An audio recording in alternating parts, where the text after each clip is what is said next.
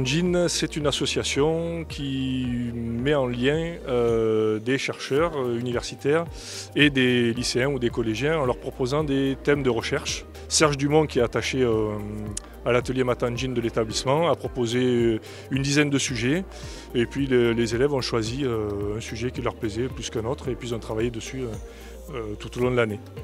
Alors cette année, on avait 16 élèves qui ont participé à l'atelier tout au long de l'année et 11 qui sont venus au congrès de Nice.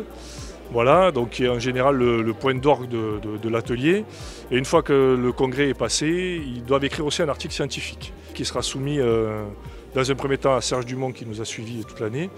Et puis ensuite, on le soumettra au comité scientifique de l'association Matangine. Il y a entre 200 et 250 ateliers, je pense plus de 150 même maintenant, dont une petite dizaine qui travaillent en anglais et qui sont attachés à un établissement étranger, Erasmus.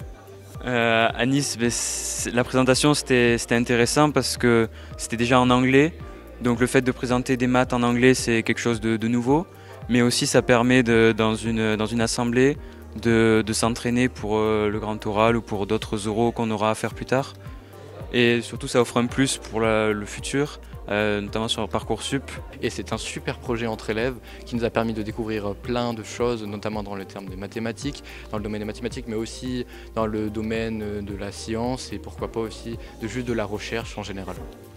Personnellement, je compte continuer Matangine l'année prochaine parce que ça a vraiment été une expérience enrichissante pour moi et je conseille à tous les élèves de Dalzon de devoir faire absolument cette activité Matangine qui vous nous apportera vraiment que du bien. On leur dit venez essayer et vous voyez si ça vous plaît ou si ça vous plaît pas. On n'a pas besoin d'être bon en maths pour le faire. Il y a toujours une dimension ludique aussi à tout ça, donc on peut au moins expérimenter la chose.